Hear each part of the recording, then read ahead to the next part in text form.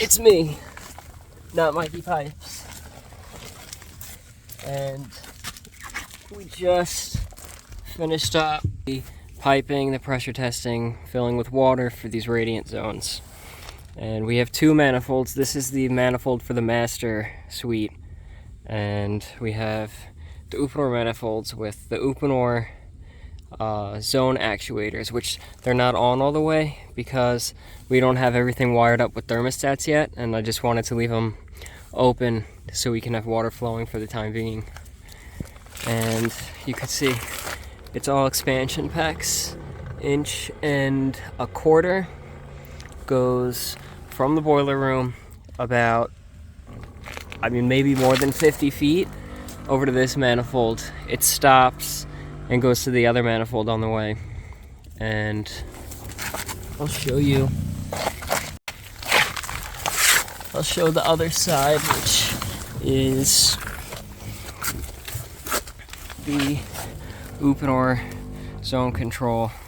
I have these all wired in to the actuator, and then the thermostats will come in on top. Here's our end switch, which goes to the boiler. And here's our 24-volt power coming from a relay. And you can see we have a splice here because we get from the relay into here where we go to one zone panel, and then we go to the next one at the other manifold. And the wiring for this is really nice and simple.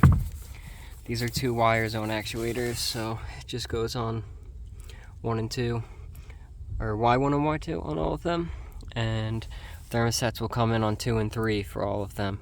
And I think 4 is common. I could be wrong, but we do have to run 3 wire for all the thermostats because the customer wants smart thermostats. And I have the FLIR with me, which I'll turn on down here. We're open, and you could see we got our return is about 95 degrees, and our supply, we're at about 113. We haven't been running very long. It's hooked up to a Bosch Greenstar, which is permanently in low fire for, I believe, 15 minutes while it fills the condensate trap. But you can see we're getting heat, and then we distribute to all the lines, and I'll show you what it looks like upstairs. Since I'm already down here in that crawl space, I'm gonna show you the other manifold. It's tight, but you can see we go down. Here's our heating lines right here, which that's coming off from the manifold that's back there.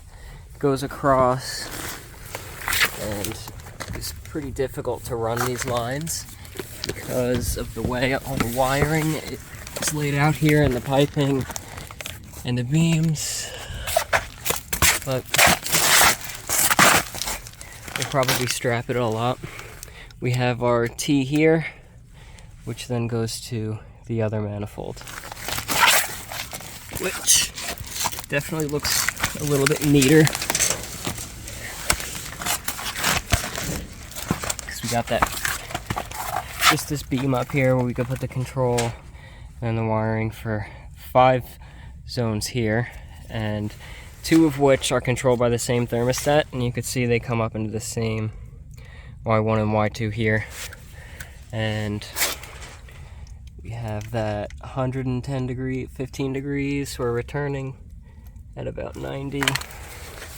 And if we take a look with the FLIR, yeah, we're about 91 on that return, and 113, 114 on the supply. And I'm actually gonna open this up. There's like a little water bleeder, but it caught a little bit of air before, so I'm gonna see if I get any now. Yep, a little bit. And I'll try that here as well, but I probably won't get it here. A little bit. could see they all have their little flow indicator, and none of these are balanced right now, but we're at like 0.8 gallons per minute on all of them. And just a little closer look on those actuators.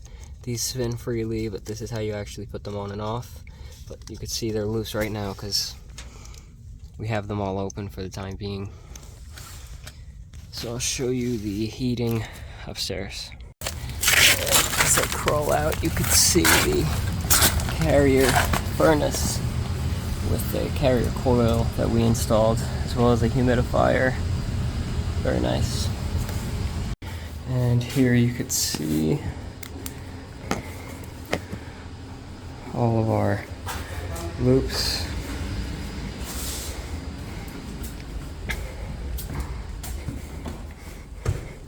This floor is very thick. It's got a concrete wood because it's a hardwood floor. This is the master room, and there's the bathroom.